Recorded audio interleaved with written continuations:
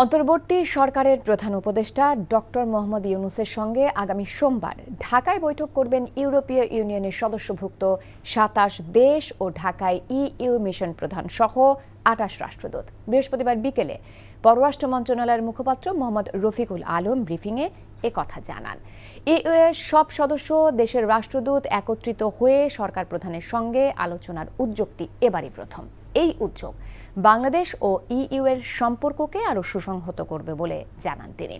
মুখপাত্র বলেন, আসন্ন বৈঠকে বাংলাদেশের সঙ্গে ইইউভুক্ত সদস্য রাষ্ট্রগুলো এবং ইইউ এর সঙ্গে দ্বিপক্ষীয় সম্পর্কের সার্বিক পর্যালোচনা, সহযোগিতার নতুন ও সম্ভাবনাময় ক্ষেত্র, এলডিসি উত্তরণ পরবর্তী জিএসপি প্লাস বাণিজ্য সুবিধা, জলবায়ু পরিবর্তন সৃষ্ট অস্তিত্ব সংকট মোকাবেলা, দ্রুত রোহিঙ্গা প্রত্যাবাসন বাস্তবায়ন এবং সর্বোপরি একটি টেকসই ভবিষ্যৎ বিনির্মাণে উভয়ের অঙ্গীকার ও করণীয় সম্পর্কে আলোচনা হবার সম্ভাবনা রয়েছে। সাথে সদস্য রাষ্ট্রসমূহ এবং ইউরোপীয় ইউনিয়নের দ্বিপাক্ষিক সম্পর্কের সার্বিক পর্যালোচনা, সহযোগিতার নতুন ও সম্ভাবনাময় ক্ষেত্রসমূহ, এলডিসি উত্তরণ পরবর্তী জিএসপি প্লাস বাণিজ্য সুবিধাদি, জলবায়ু পরিবর্তনের সৃষ্ট অস্তিত্ব সংকট মোকাবেলা, দ্রুত রোহিঙ্গা প্রত্যাবাসন বাস্তবায়ন এবং সর্বোপরি একটি টেকসই ভবিষ্যৎ বিনির্মাণে উভয়ের অঙ্গীকার ও করণীয় সম্পর্কে আলোচনা করবে বলে আশা করা যাচ্ছে। ইউরোপীয় ইউনিয়নের সকল সদস্য রাষ্ট্রের রাষ্ট্রদূত একত্রিত হয়ে সরকার প্রধানের সঙ্গে আলোচনার উদ্যোগটি এবারই প্রথম।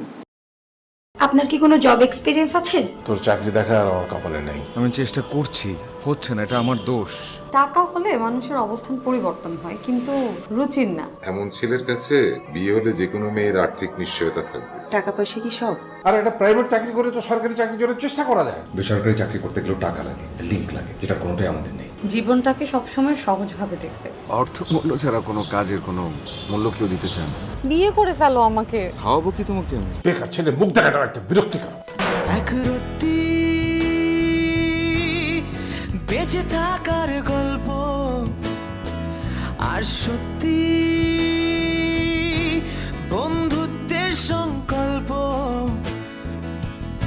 সেটা অল্প অল্প করে বদলে যাচ্ছে কল্পনা।